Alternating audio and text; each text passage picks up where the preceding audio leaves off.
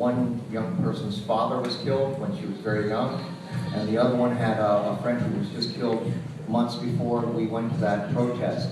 So we want to thank all of you for being dedicated and committed to addressing these issues, because unfortunately they haven't gone away. And so we want to welcome you and thank you for coming and sharing your activism and your politics here in our space, and you're always welcome. Thank you.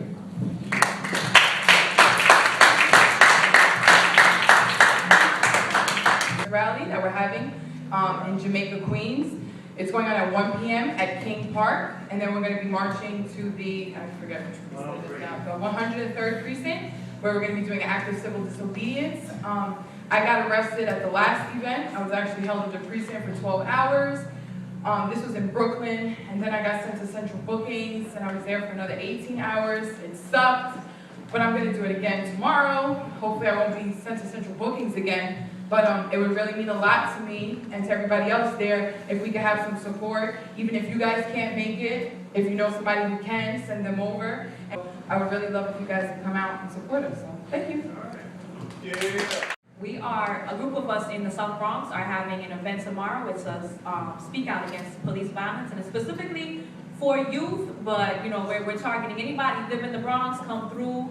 And even if you don't live in the Bronx, we would love the support, because what we've noticed is that a lot of people within the community, due to the fact that they've been so brutalized by the cops, are actually really afraid to even be a part of something like this.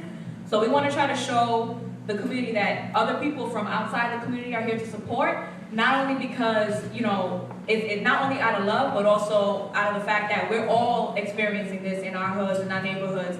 So if we can sort of build those connections and people can see that there's a large movement around this, then, you know, hopefully the next one that we do, the next speak out, there will be more people there from the community who are willing to come through. So it's going to be at 2 o'clock tomorrow in front of the Hunts Point Library.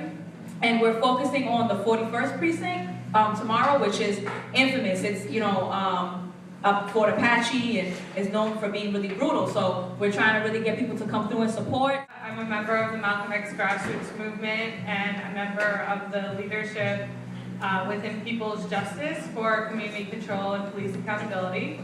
I'm here just to mention a program that we've had running consistently that started with the Black Panther Party, which is what we do is Cop Watch, and Oja is wearing our shirt tonight.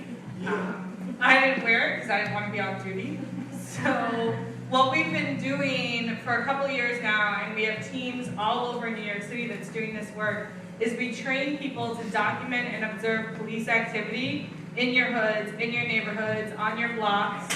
And what we've seen is that cops are really thrown off guard when we show up with video cameras, and when we make sure that they know that we're documenting everything that they're doing. And so in some instances it goes from a scenario of an illegal search to the cops giving the young people or the people of color back their items, and will get in their car and go away. And it does statistically decrease the chances of brutality in that instance on our block, in our neighborhood. We train you, we help get you equipment, we help get you legal support if anything does go down, and you have a family across New York City that will come out and support you wherever you are.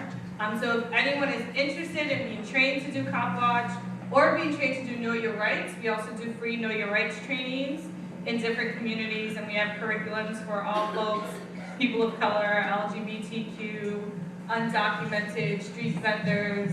And the goal is for everyone to know your rights is the first step to taking that power from the NYPD, and for documenting and observing the police. And as we've seen down at Occupy Wall Street, what has come out is that all the cops, well not all of them, but many of our cops are being recorded and they're being outed by the work that we're doing. So we just want to train you so that you can do it safe and sound without putting yourself at risk. So if anyone's interested, they can come talk to me, or they can talk to H, who I know also has done some Cop Watch work, and we're excited to be here. We're co-sponsoring an event on December 10th in commemoration of International Human Rights Day. It's called Lights for Rights. It's going to be taking place from 4:30 to 5:30 in Times Square, where the red stairs are. We're all just gonna converge there and gather and demand justice for all victims of police brutality and state repression. And let's get into it.